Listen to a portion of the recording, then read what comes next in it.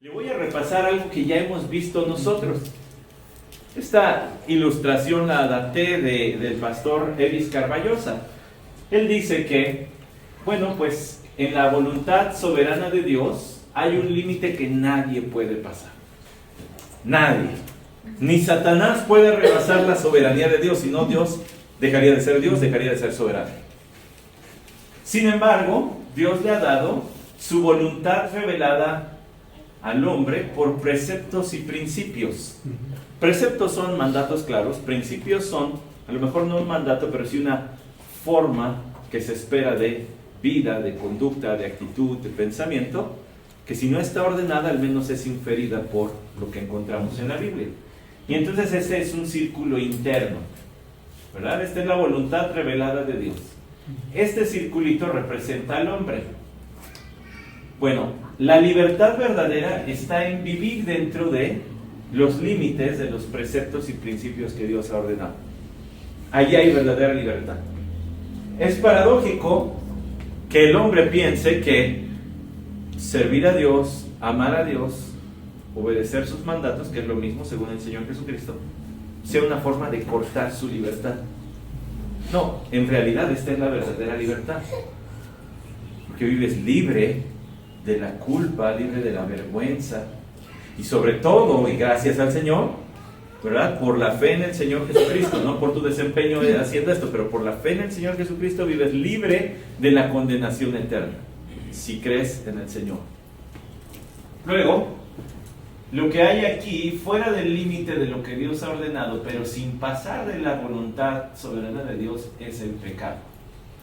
Cuando el hombre rebasa ese límite, cuando el hombre rebasa de ese límite, ahora vive fuera de la voluntad de Dios, pero todavía dentro de la soberanía de Dios, pero ahora vive en la zona del pecado. Es una manera de ilustrar que todo en nuestra vida está controlado por Dios. No hay nada que rebase de su control. En la vida de José eso es claro. Ahora, ¿qué tanto de entendimiento acerca de la persona de Dios tenía José? Va a ser mostrado en este texto de hoy. De una manera mucho más clara será notorio que José conocía mucho de los planes de Dios para él y para la nación que Dios estaba formando a través de él y de su familia. Permítame mostrarle algo más. Hoy, aquí está. Las historias en la Biblia tienen un fluir, tienen un orden. Se nos presenta el trasfondo o contexto. Y entonces estaban tales en tal lugar. El trasfondo. Alguien peca y surgen los problemas. No, hombre, ya se puso esto feo. El problema crece y sale de control. Piénselo, por ejemplo, en el pecado de David con Betsabé. Y un día estaba David paseándose. Y vio a una mujer. Sí, ya pecó. Pero luego crecen los problemas. No, pues ahora quedó embarazada y ahora hay que... Bueno, él pensó así, pero no, ahora tengo que matar al esposo para poderme traer como esposa. Es imposible que cualquier humano lo resuelva. Dios tiene que intervenir. Dios entra en acción y resuelve el problema definitivamente. Y descansamos, y viene la conclusión. Bueno, a veces se representa en otros libros de estudio bíblico, se representa así. Se establece el trasfondo, complicación del problema, el clímax, tiene su solución solamente a través de Dios y viene la conclusión. A mí me gusta esta otra forma de representarlo, así de bajada y de subida. Vamos de bajada porque la copa de José es escondida. ¡Ups! Luego los hermanos de José se comprometen con el mayordomo. No, cálmate. Aquí no somos rateros, man. Es más, si lo encuentras, no nomás ese. Todos nos vamos a ir de esclavos. ¿Para qué andan abriendo la boca? Ya estuvo esto. Pero luego viene la resolución. Y al final tenemos que toda la familia se muda a Egipto ya en el capítulo 46, que no vamos a llegar hasta allá. Pero sabemos, en el 46 habla de eso. Esa es la historia, esa es la forma en que la narrativa se conduce en la Biblia, en la palabra del Señor, y que nosotros tenemos aquí una historia en 2 capítulos. Ay, el pastor ahora va a hablar de 2 capítulos. Pues sí, no me queda de otra, lo tengo que hacer, porque si no lo dejo ir, continuará y no se lleva la enseñanza. Pues no, tengo que llevarla toda. El capítulo 44, mire el contexto, los versículos 1 y 2. Entonces José ordenó al mayordomo de su casa diciendo: llena de alimento los costales de los hombres, todo lo que puedan llevar, y pone el dinero de cada uno de ellos en la boca de su costal. Dice: y mi copa, la copa de plata, ponla en la boca del costal del menor con el dinero de su grano. Y él hizo conforme a lo que había dicho José. Pocas veces uso efectos especiales en las predicaciones, pero hoy ameritaba de drama este relato. Ponle esa copa en el costal del menor y regrésales a todos su dinero. Ya José había mostrado ese acto de bondad. No parece haber sido una prueba para sus hermanos, pero un acto de bondad. La prueba está en la copa. Con esto va a probar qué clase de personas son. Y decide ponerlo en la copa del menor. Hay todo un plan detrás de eso. La pone en el costal de Benjamín, su hermano, el hijo de la misma madre, que se llamaba Raquelita. Pone en él, en el de ese. Ese es el contexto. Y ahora, muy rápido, no se nos dan muchos detalles porque la cuestión es llegar a la confrontación. El versículo 3 dice: al rayar el alba fueron despedidos los hombres con sus asnos. Cuando habían salido ellos de la ciudad y no estaban muy lejos, José dijo al mayordomo de su casa: levántate, sigue a esos hombres, y cuando los alcances diles: ¿por qué habéis pagado mal por bien? ¿No es esta la copa en que bebe mi señor y que de hecho usa para adivinar? Obrasteis mal en lo que hiciste. Recuerden que el día anterior todo había sido fiesta. Habían llegado a Egipto y prepáranos aquí de comer. Y se los llevan y ellos le entregan sus regalitos ahí para congraciarse. Todo estaba bien hasta el versículo final del capítulo 43. Bebieron pues y se alegraron con él. Y ahora despáchalos. Y cuando los alcances, diles: ¿por qué hicieron esto? De robarse cosas. De robarse la copa, y no cualquier copa, la copa de mi patrón, que por cierto es el primer ministro de Egipto, y que además de todo es adivino. Bueno, espere, porque uno diría: ¿cómo? ¿José adivinando con copa? No. Su fama le precedía. ¿Por qué? Pues porque adivinó, o el Señor más bien le reveló los sueños de Faraón. Pero no es que fuera un agorero para andar leyendo los líquidos, así se les llama, agoreros.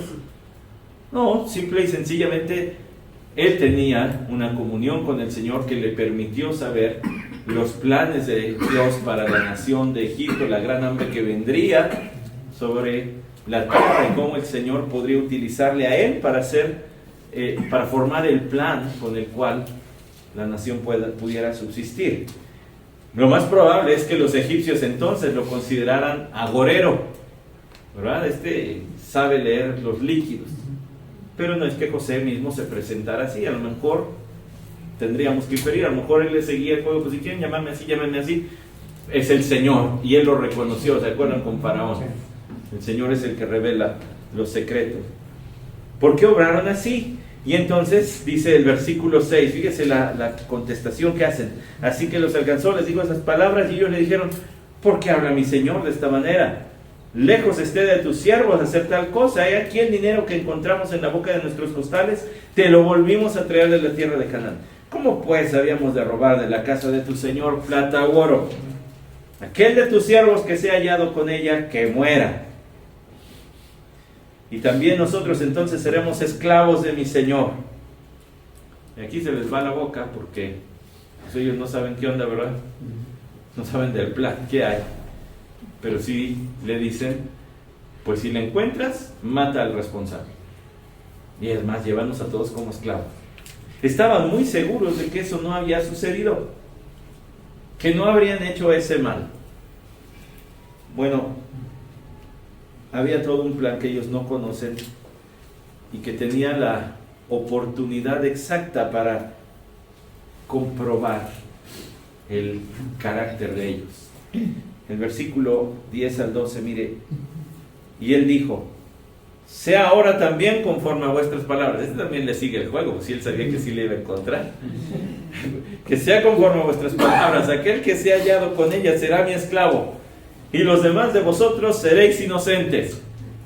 Yo me imagino, hermanos, que como ya mencioné antes, ¿verdad? Y ya que estamos en temporada de premios, yo me imagino que José y su mayordomo estaban para un Oscar, porque para aguantarse la risa, estos cuates no saben, ya se echaron la soga al cuello. Pues tenía que aguantar la actuación del mayordomo, y José tiene ya bastante tiempo aguantando la actuación delante de sus hermanos. Ellos se dieron prisa, cada uno bajó su costal a tierra y cada cual abrió su costal. Ahora, esperen, ¿cuántos eran?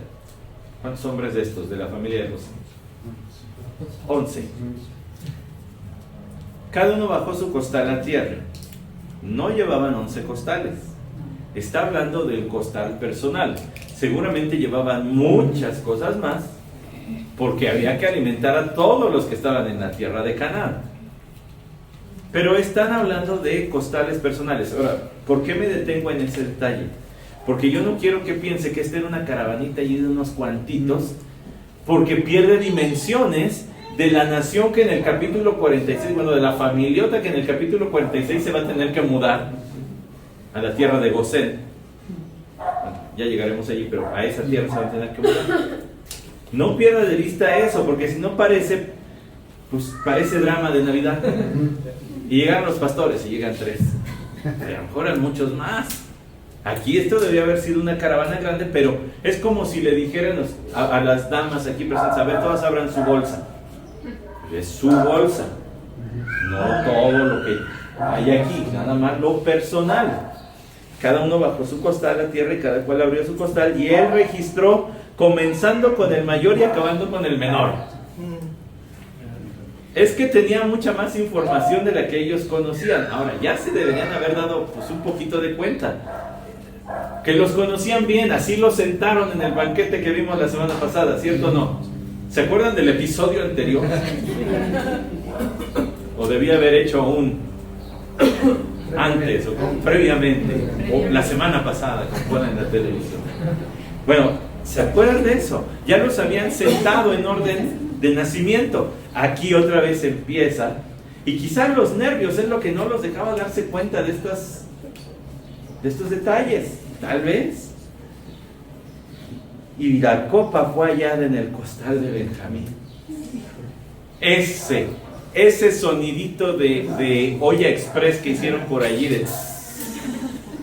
es lo que debe haber sonado allí. No puede ser. Ay, Min. Ay, Benja, ¿qué hiciste? Entonces ellos rasgaron sus vestidos y después de cargar cada uno su asno, regresaron a la ciudad. Otra vez, después de que habían estado contentos, según el versículo final del capítulo 43, estuvieron a gusto, otra vez el miedo, porque el mayordomo seguramente no iba solo. Ha de haber llevado algún grupito de hombres, porque ya sabía lo que los iba a tomar presos, los iba a tomar arrestados. Pues aquí otra vez, y ahora vamos custodiados de regreso para Egipto. Regresaron a la ciudad. Miren la conversación que se va a suscitar, porque esta conversación revela mucho de lo que José quería averiguar. Quería echar un vistazo al corazón de sus hermanos, y a través de Judá como vocero, él lo va a encontrar. Cuando Judá llegó con sus hermanos a casa de José, note que no se dice cuando llegó Rubén y sus hermanos, Rubén era el mayor. Señala a Judá, porque Judá es el que va a hablar. Él estaba aún allí, y ellos cayeron a tierra delante de él, y José les dijo: ¿qué acción es esta que habéis hecho? ¿No sabéis que un hombre como yo puede ciertamente adivinar? Les digo que es un actorazo. Yo sabía dónde andaba mi copa aquí. Voy pensando, ve por él. ¿No saben? Entonces dijo Judá: ¿qué podemos decir a mi Señor? ¿Qué podemos hablar y cómo nos justificaremos? Dios ha descubierto la iniquidad de tus siervos, y aquí somos esclavos de mi Señor, tanto nosotros como aquel en cuyo poder fue encontrada la copa. Sutilmente está rehuyendo el castigo, porque habían dicho, pues que muera, aunque se le encuentres. Pero aquí está lo primero que José quería escuchar. ¿Van a abandonar otra vez a uno de ustedes? Es más, ¿van a abandonar otra vez al hijo de Raquel? Y la respuesta es no, porque ya le cambió la conversación Judá. No, que no lo maten. Esclavos sí, nada más que no lo maten. Ya hay un cambio en estos hombres. Ya no es como en el capítulo 37, dijeron, ahí viene el presumidito, vamos a matarlo. ¿Y quién lo dijo? Judá. Judá fue el de la idea.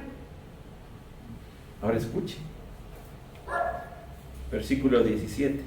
Mas él respondió, lejos esté de mí hacer eso. El hombre en cuyo poder ha sido encontrada la copa será mi esclavo, pero vosotros subid en paz a vuestro padre. No soy tan mala onda. Solamente el culpable, los demás se pueden ir. Entonces Judá se le acercó. Y esto es fascinante. Es como un ruego. Como ya te hablé de lejos, ahora me voy a acercar para que veas mis expresiones. ¿Alguna vez has tenido una plática de esas difíciles de arreglar una situación? ¿A poco no cuando uno ya está ansioso de llegar a un término, hasta se empieza a inclinar sobre la silla? ¿Ves que en serio, mira? ¿No? Lo divide la mesa con el café y el azúcar y eso, y usted hasta se reclina tantito. Por favor, te estoy diciendo. Pues imagínese así a Judá. Ahora es una cosa diferente acercarse así, como veremos más adelante. Ahorita le voy a decir por qué. Dice, se le acercó y le dijo, oh Señor mío, permite a tu siervo hablar una palabra a los oídos de mi Señor, y que no se encienda tu ira contra tu siervo. Lo que les digo, el ruego de ponerte sobre la mesa. Pues tú eres como Faraón mismo. Ya nos quedó claro que aquí Faraón está pintado. El que lleva las riendas de esto eres tú. El otro es la cara bonita, tú eres aquí el que lleva la chamba. Mi Señor preguntó a sus siervos diciendo, ¿tenéis padre o hermano? Respondimos a mi Señor, tenemos un padre ya anciano y un hermano pequeño, hijo de su vejez, y su hermano ha muerto. No es que estás hablando con el muerto. Así que solo queda él de los hijos de su madre y su padre lo ama.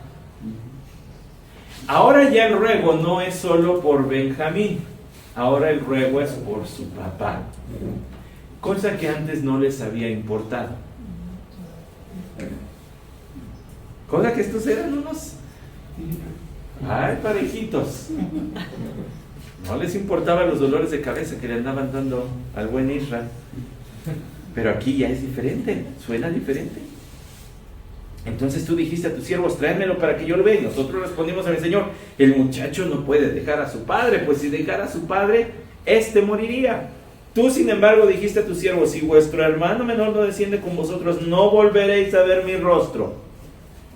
Aconteció pues que cuando subimos a mi padre, tu siervo, le contamos las palabras de mi Señor. Y nuestro padre dijo, regresad, compradnos un poco de alimento.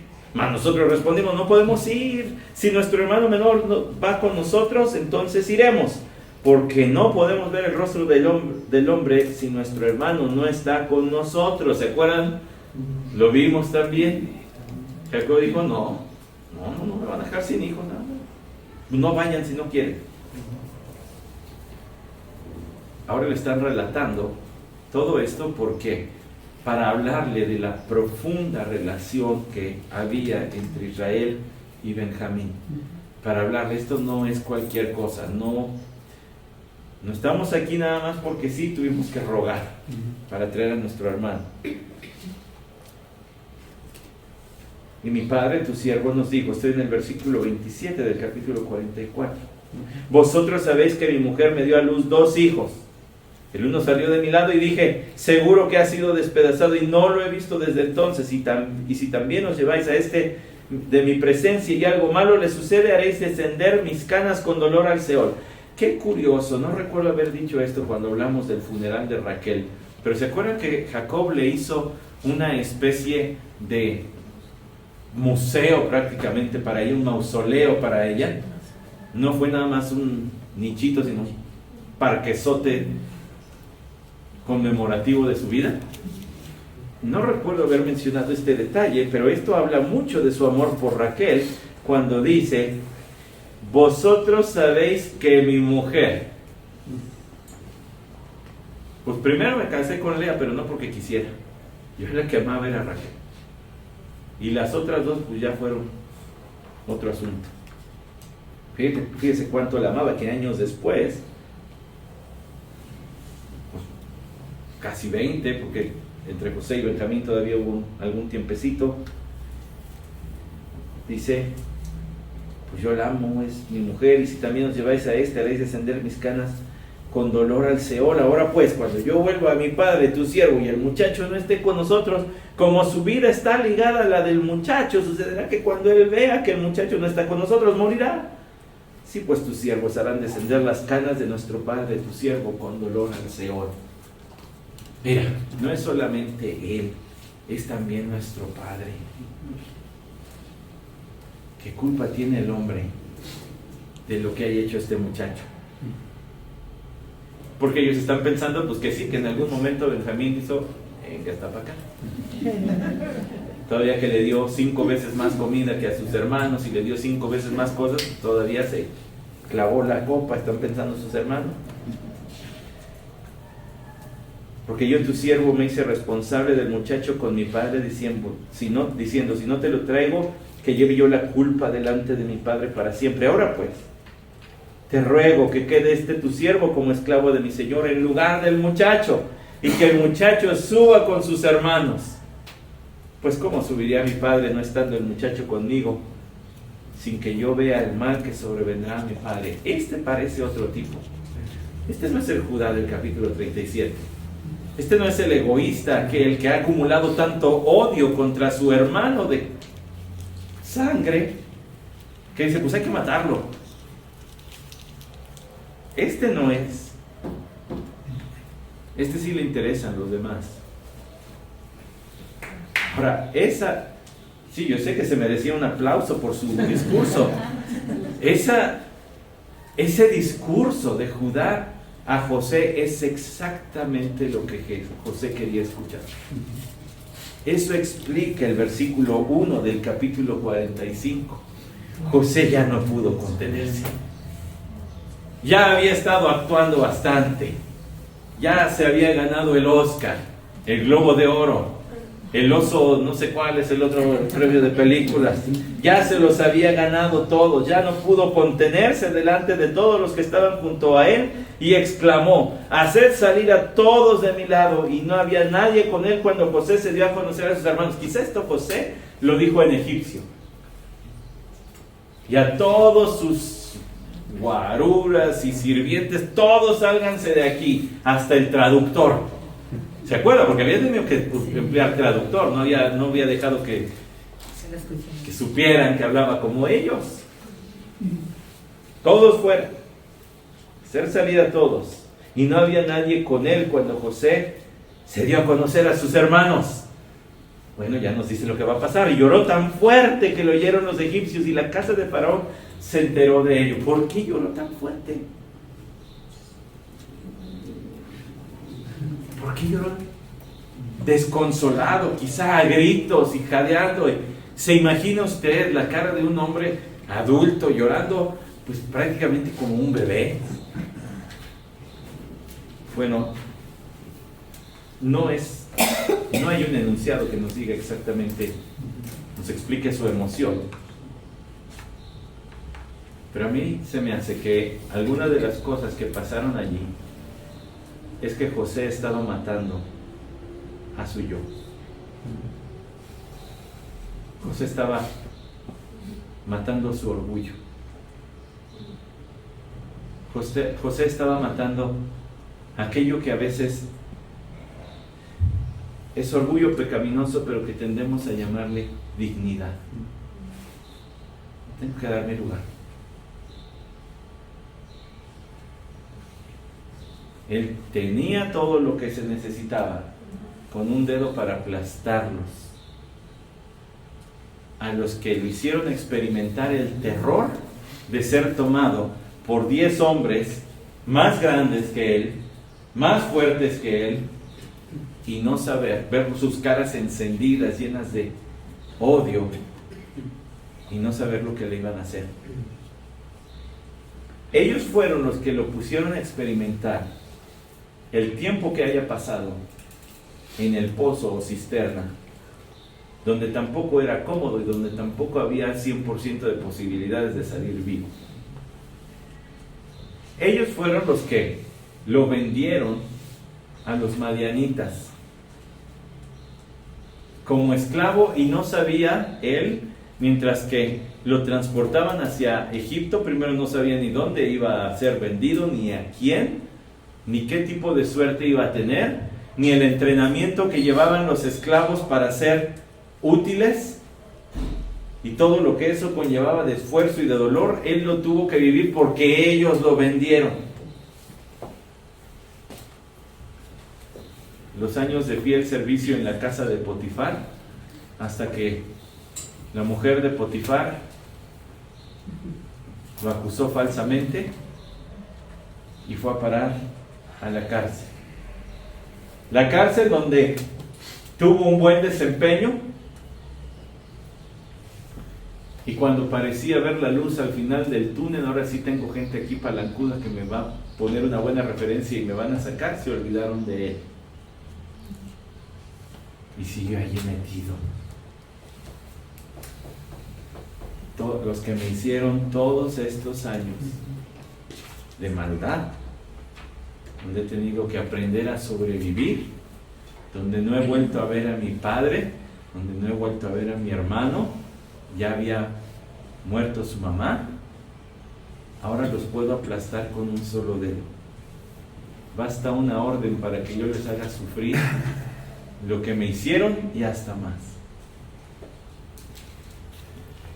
Pero todo ese poder, toda esa autoridad que tenía José, tuvo que sujetarla.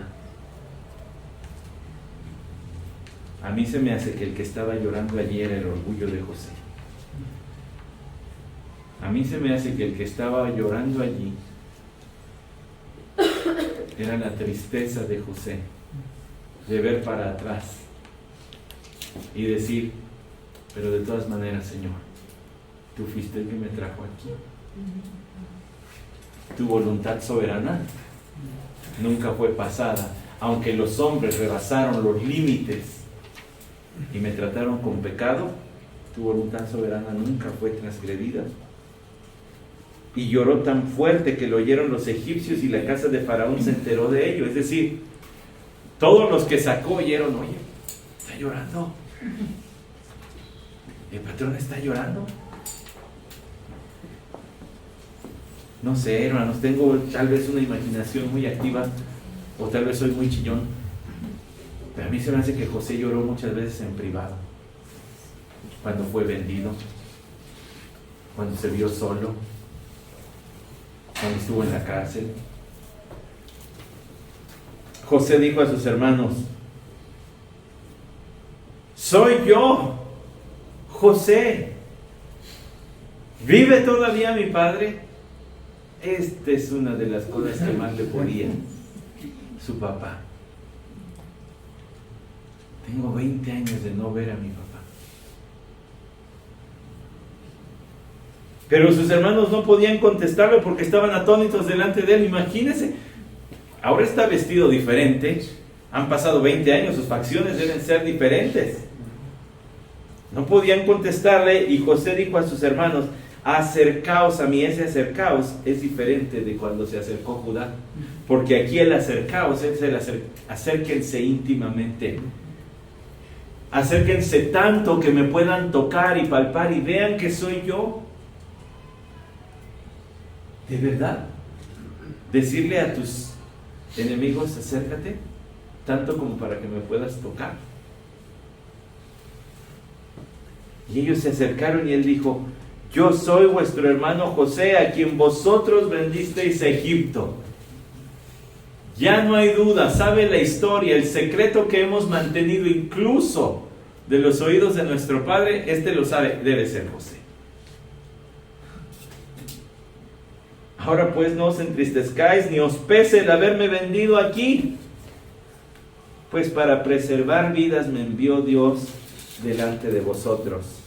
Porque en estos 2 años ha habido hambre en la tierra y todavía quedan otros 5 años en los cuales no habrá ni siembra ni siega. Y Dios me envió delante de vosotros para preservaros un remanente en la tierra y para guardaros con vida mediante gran liberación. Vaya. La semana pasada veíamos la gracia común, ¿recuerdan? Todos estos beneficios y bendiciones que Dios da a todas las personas, incluso a los que no creen en Él, le niegan o incluso son abiertamente hostiles al nombre del Señor. Él había hecho el bien así. Invítalos a comer a la casa y dales de comer bien. Y les dije, el rostro de Jesús brillaba sobre el de José en ese momento. Pero también les dije, pero va a haber un momento en el que el rostro de Jesús brille más fuertemente sobre el de José. Es este. ¿Por qué no abre su Biblia en Lucas capítulo 23?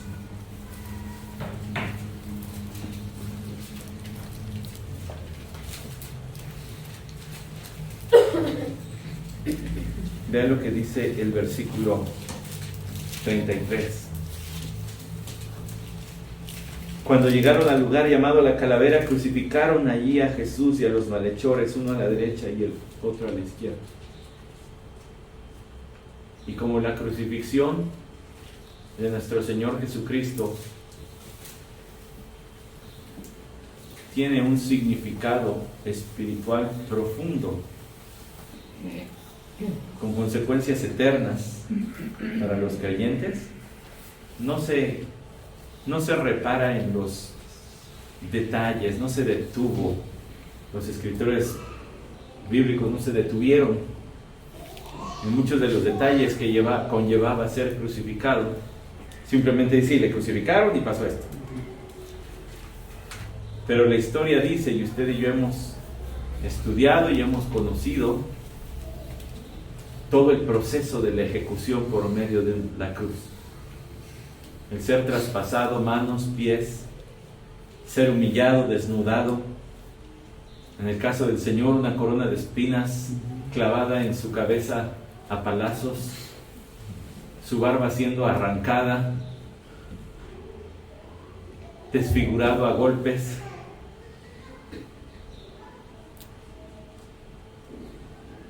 Y Jesús decía en el versículo 34 de Lucas 23, Padre, perdónalos, porque no saben lo que hacen.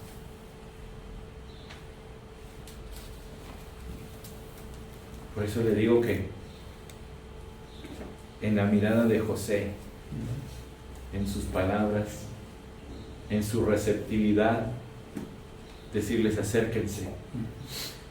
Los hermanos de José experimentaron un poco de la gracia del amor y del perdón del propio Señor.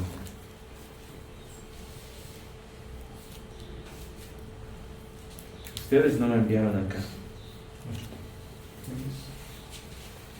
No estén tristes, ni os pese el haberme vendido aquí, pues para preservar vidas,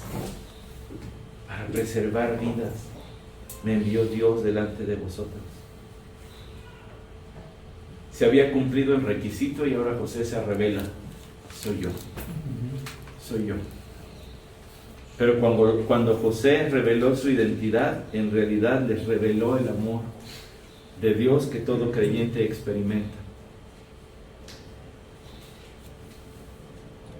Padre, perdónalos, no saben lo que hacen. El Señor Jesucristo no vio verdugos en ese momento, vio víctimas. Están obedeciendo a su pecado, son responsables, pero perdónalos, dales perdón.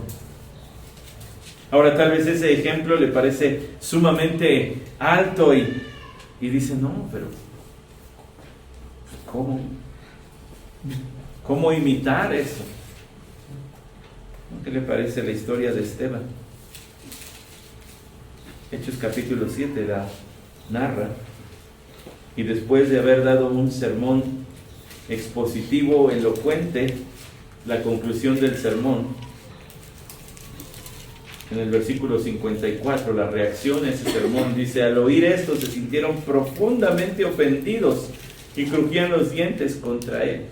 Pero Esteban, lleno del Espíritu Santo, fijos los ojos en el cielo, vio la gloria de Dios y a Jesús de pie a la diestra de Dios, y dijo: he aquí veo los cielos abiertos y al Hijo del Hombre de pie a la diestra de Dios. Entonces ellos gritaron a gran voz, y tapándose los oídos, arremetieron a una contra él, y echándolo fuera de la ciudad, comenzaron a apedrearle, y los testigos pusieron sus mantos a los pies de un joven llamado Saulo. Y mientras apedreaban a Esteban, él invocaba al Señor y decía: Señor Jesús, recibe mi espíritu. Y cayendo de rodillas, clamó en alta voz: Señor, no les tomes en cuenta este pecado. Habiendo dicho esto, durmió, que es solamente una metáfora de la muerte, y murió.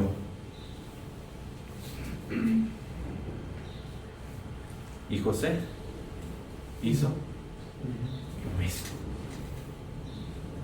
José hizo lo mismo. No pasa nada. No fueron ustedes, fue el Señor. Me envió delante de vosotros para preservar, ¿qué dice allí? Para preservar vida, dice el versículo 7, para preservaros un remanente en la tierra. Fíjese bien, porque José lo que está diciendo es la única manera de preservar la vida. Es la única manera de dar vida.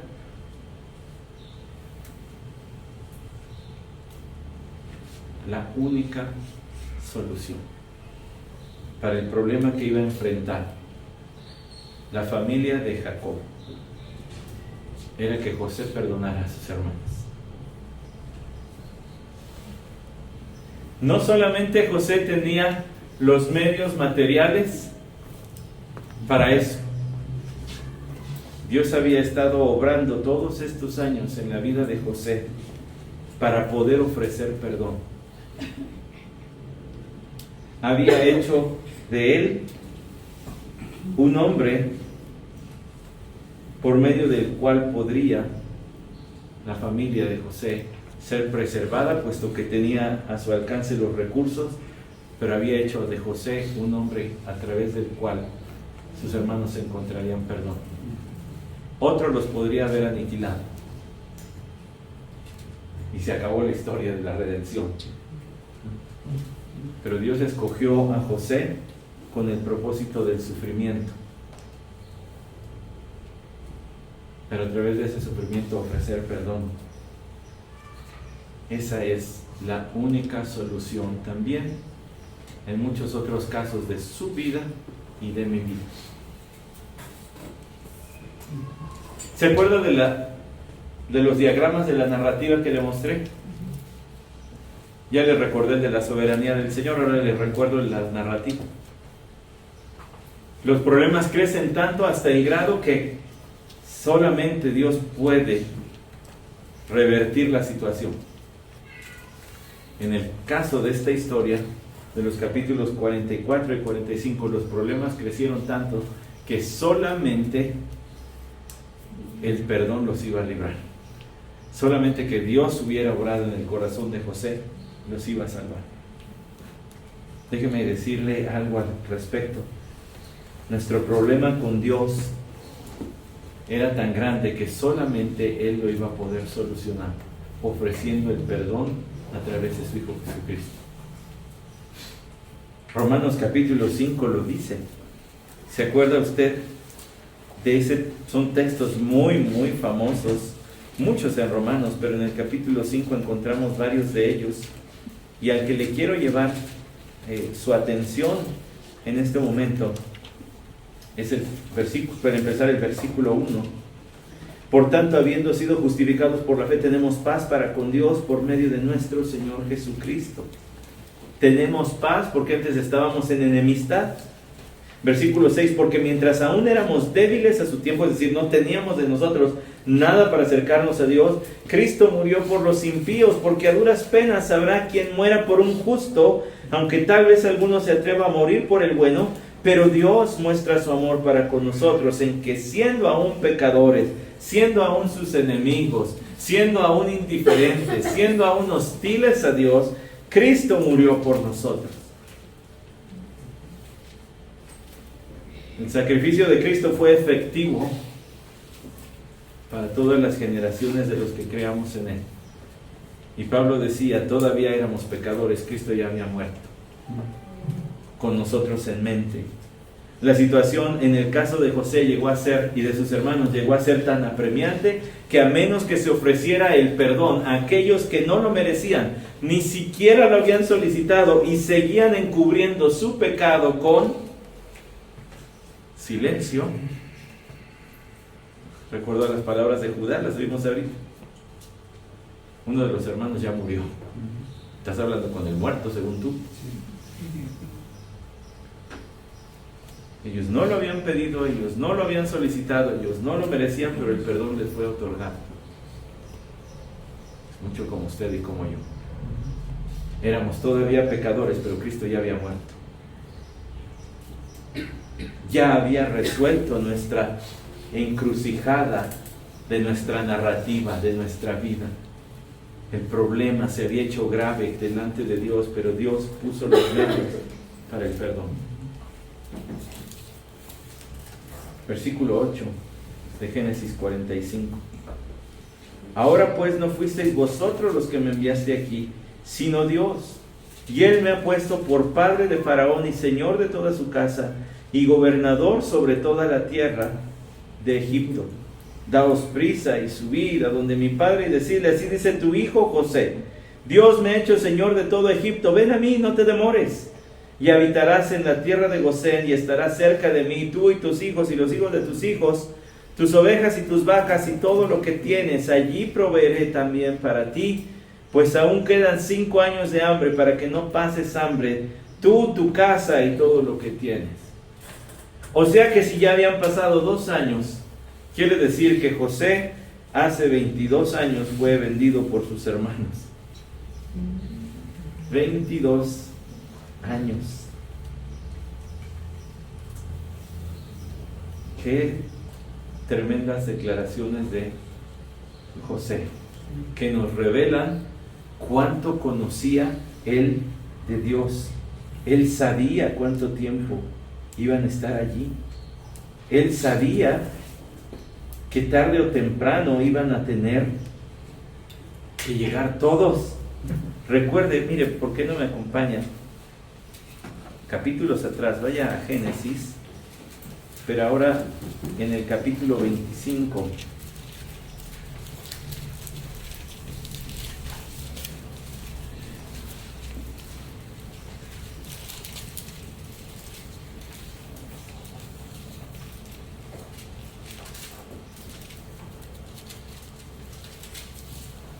Dios ya había resuelto esto. ¿Se acuerda? Allí tenemos el nacimiento de Jacob y de Esaú. Y en alguna ocasión, tiempo después, cuando Jacob y Esaú se iban a reencontrar, dice allí el capítulo 25, versículo 23, 2 naciones hay en tu seno, y 2 pueblos se dividirán desde tus entrañas. Un pueblo será más fuerte que el otro, y el mayor servirá al menor. Sí, pero a pesar de esa profecía, llegó el momento en el que Jacob estaba aterrado de encontrarse con Esaú.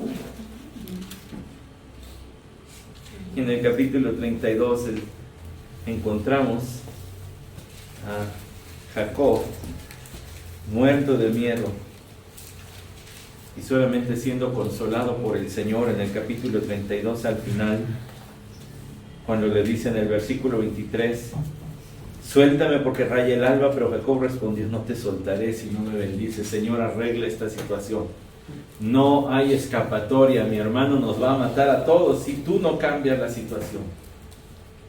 Bueno, en el texto de José y de sus hermanos, Dios tuvo que cambiar el corazón de José y lo cambió por años y lo hizo ser el hombre que podría ofrecer el perdón que iban a necesitar sus hermanos de carne, pero que parecían sus propios enemigos. La única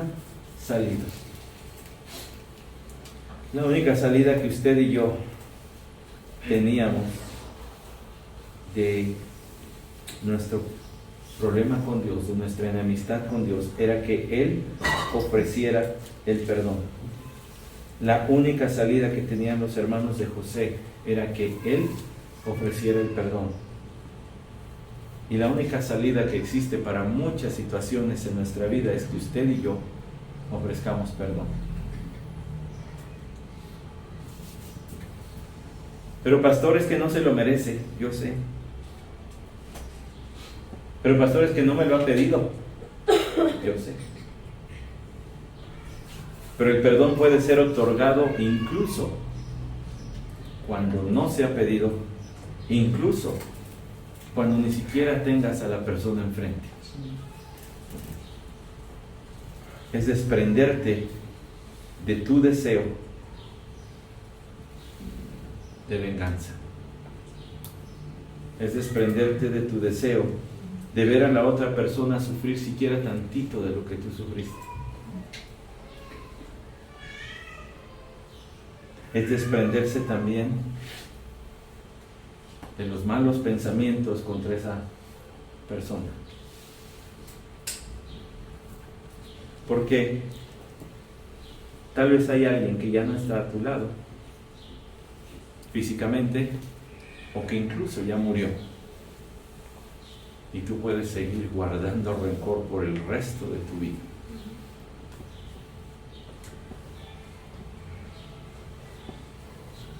Perdón es desprenderte de eso. Pero ¿sobre qué base o por qué? Porque fue el mismo perdón que tú recibiste. El Señor Jesucristo habló al respecto en un sitio inesperado, de tan conocido, podría pasar de largo. ¿Recuerda Mateo capítulo 6, versículo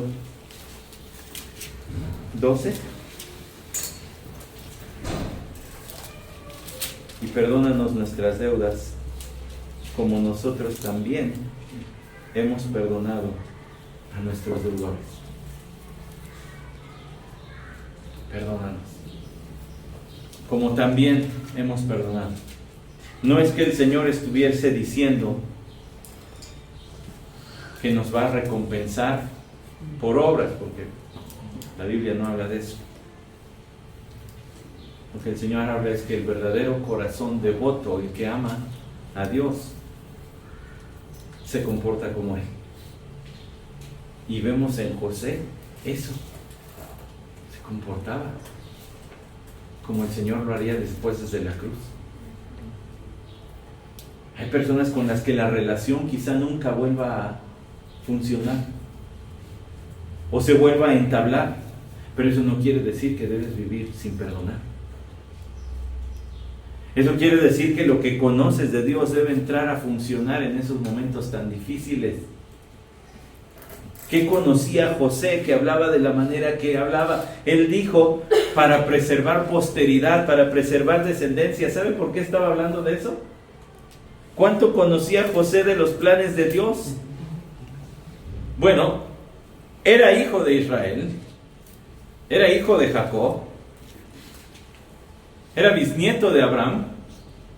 Y si usted recuerda a través de nuestro estudio de Génesis, en Génesis capítulo 15, Dios le dijo a Abraham en el versículo 5, lo llevó afuera y le dijo, mira el cielo y cuenta las estrellas, si te es posible contarlas, y le dijo, así será tu descendencia.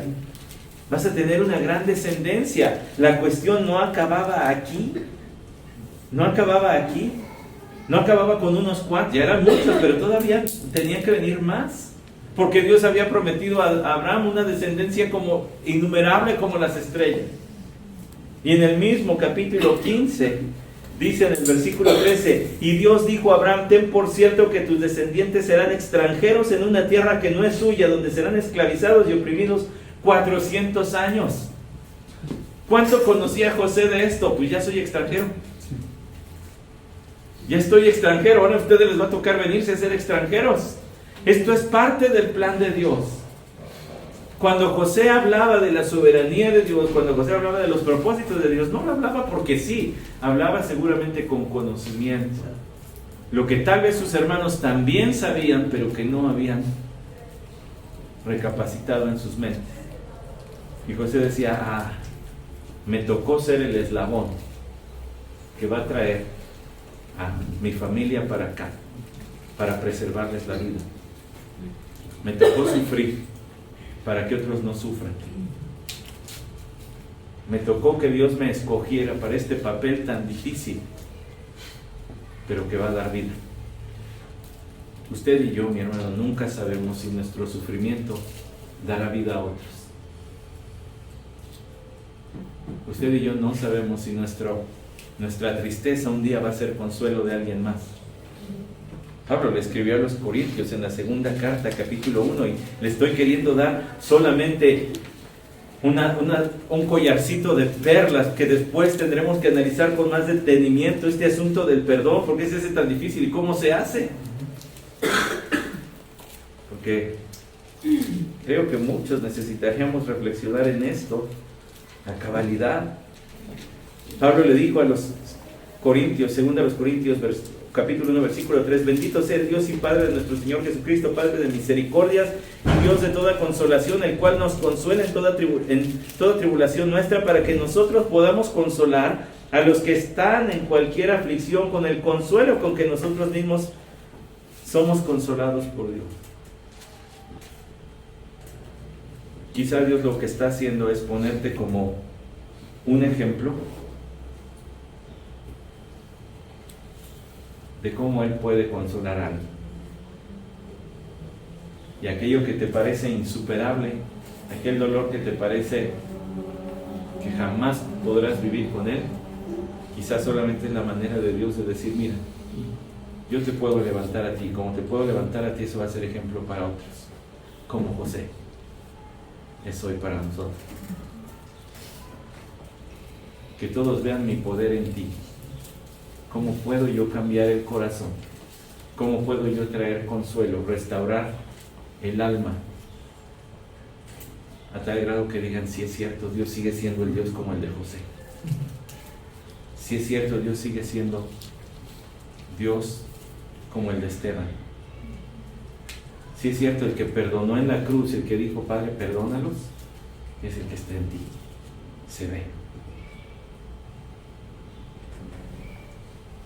Por último, regrese al capítulo 45 de Génesis.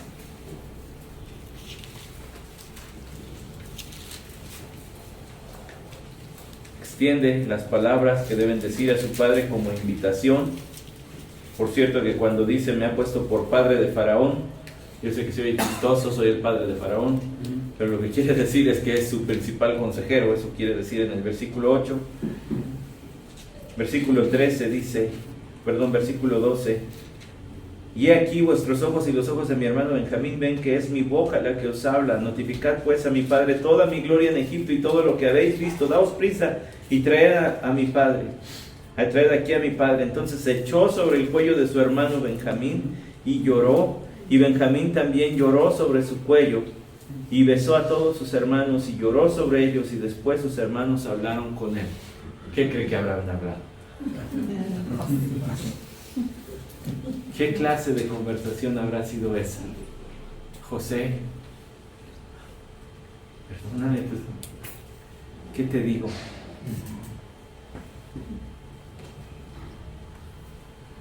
Max Lucado en alguno de sus libros dice, los puentes los sostienen los fuertes.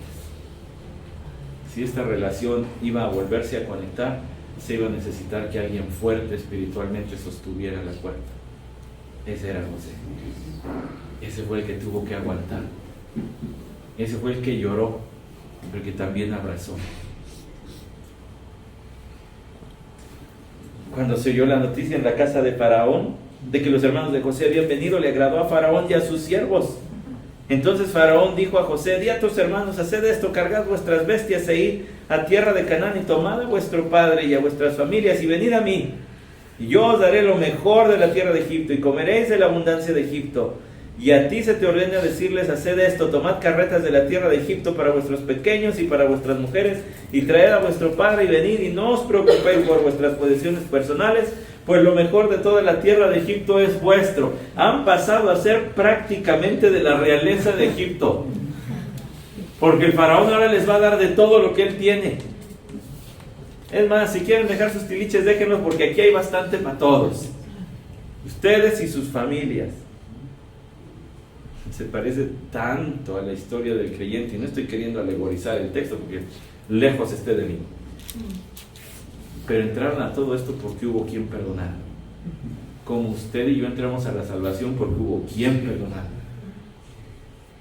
Como ves, viviremos muchas bendiciones si tan solo nos atrevemos a perdonar.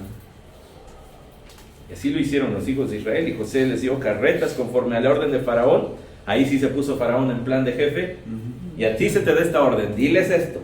Pues ya les tuvo que obedecer, y les dio provisiones para el camino. A todos ellos les dio mudas de ropa, pero a Benjamín le dio 300 piezas de plata y 5 mudas de ropa. Si habían vendido un esclavo por 30 piezas, pues imagínense que esto era una gran cantidad de dinero. Y a su padre le envió lo siguiente: 10 asnos cargados de lo mejor de Egipto y 10 asnas cargadas de grano, de pan y de alimentos para su padre en el camino. Luego, bueno, el plan a lo mejor se haría duro, pero pues alguna forma, alguna receta tendrían de comerlo duro. Luego despidió a sus hermanos, y cuando se iban les dijo: no riñáis en el camino. Aquí ya aparece su papá, ¿no? Muchachitos, pórtense bien. No, pero usted y yo nos podemos imaginar que iba a haber muchos reclamos. Te dije que no lo vendieran. Para prevenir, ya los conocía, que eran cerillitos, ¿no? Se enojaban y perdían la cabeza. Dejen de estar peleando, no vayan a pelear. Y subieron de Egipto y vinieron a la tierra de Canaán a su padre Jacob, y le informaron diciendo: José vive todavía. Espérense tantito, ustedes dijeron: me trajeron la ropa bañada en sangre. Y es gobernante en toda la tierra de Egipto. Pero él se quedó atónito porque no les podía creer. Pero cuando ellos le contaron todas las cosas que José les había dicho, y cuando vio las carretas que José había enviado para llevarlo, el espíritu de su padre Jacob revivió. Entonces Israel dijo: basta, mi hijo José vive todavía, iré y lo veré antes que yo muera. Continuará.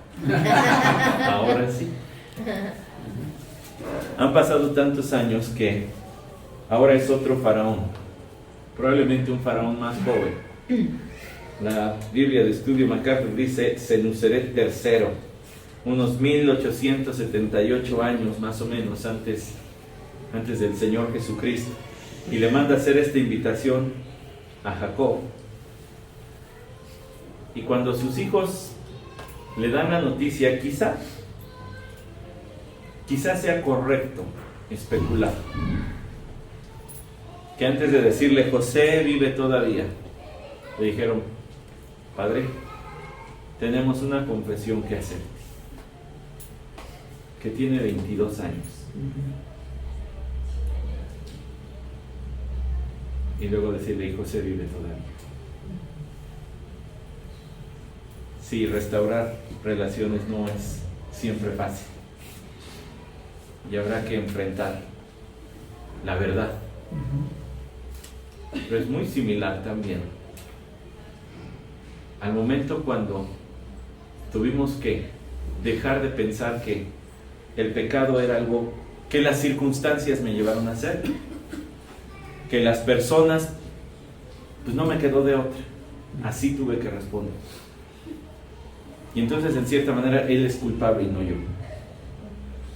Y cuando entendemos: yo soy el responsable de mis pecados, necesito tu gracia, Señor. Y esa gracia que nos fue dada, por la cual tenemos acceso al Señor, es la misma gracia que el Señor desea que transmine y que riegue hacia otros. Padre, perdónanos. Y perdónanos a nosotros como también nosotros perdonamos.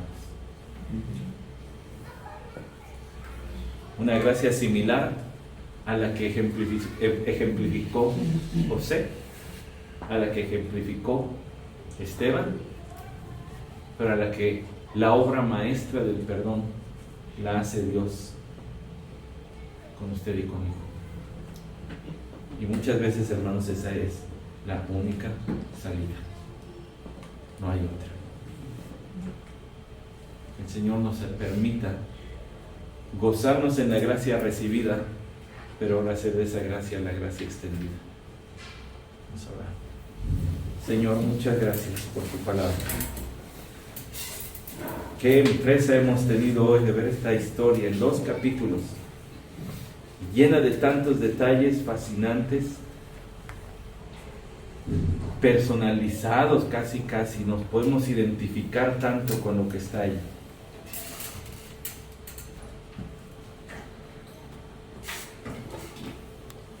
No solamente necesitamos perdonar, porque lo fácil, Señor, es presentarnos como víctimas, pero también nosotros a veces hemos estado del lado del verdugo.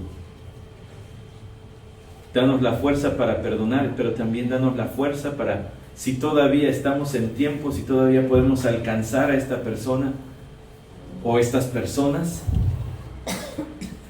para pedir perdón.